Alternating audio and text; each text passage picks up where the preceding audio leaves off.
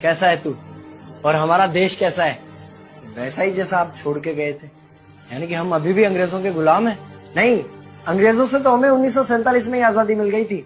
अच्छा, तो अब तो हमारे अपने लोग देश चलाते होंगे ना? हाँ, तब तो देश काफी आगे बढ़ गया होगा। जब हमारे अपने लोग देश चला रहे हैं तो गरीबी और भ्रष्टाचार का तो नाम ही नहीं होगा। सबको बराबर हक दिया जाता होगा, किसानों और मजदूरों का अच्छा ध्यान रखा जाता होगा ना? नहीं, ऐसा तो कुछ नहीं है। तो कैसा है बताना मुझे। कैसे हमारे अपने नेता, हमारे आजाद भारत के नेता, 100 साल हो गए मुझे गए हुए, बताना। हमारे अपने नेता वो तो अपनी जेबें भरने में लगे हुए हैं। आने वाली 7 पीढ़ियों को नहीं बल्कि 700 पीढ़ियों को ना कमा कर खाना पड़े उस चीज के इंतजाम में लगे हुए हैं। तो तुम लोग क्या कर रहे हो और हमारे देश का युवा क्या कर रहा है? हम लोग तो इंस्टाग्राम पर रील्स देखने में बिजी हैं। यानी कि हमारी कुर्बानी का देश के लोगों पर कोई असर नहीं पड़ा। देश के लोगों में कोई देशभक्ति नहीं, कोई देश प्रेम नहीं।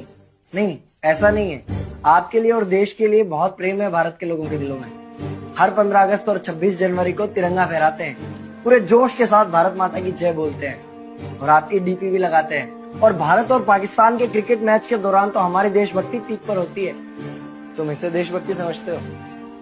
तो फिर क्या है देशभक्ति? अगर तुम्हारी देशभक्ति समाज को सुधारने में, गरीबों को अच्छी शिक्षा या बराबर का हक नहीं दिलाती तो कोई काम की नहीं है तुम्हारी देशभक्ति।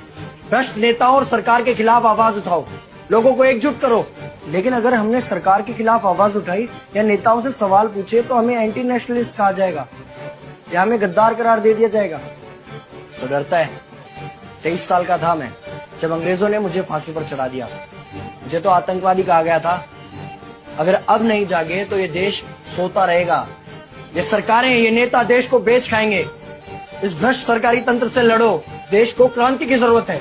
क्रांति यानी कि हमें हथियार उठाने होंगे, बंदूकें उठानी होंगी जैसे आपने उठाई थी। नहीं, हमारी क्रांति विचारों की थी। जब अंग्रेजी हुकूमत ने हमारी आवाज नहीं सुनी तो हमने और जोर से आवाज लगाई और अपने विचार रखे।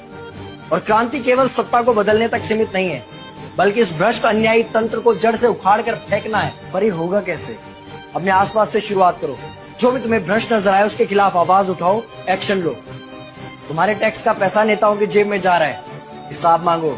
अपने वोट का सही इस्तेमाल करो, लोगों को जागरूक करो और इस देश को आजाद करवाओ। इंकलाब जिंदाबाद, इंकलाब जिंदाबाद।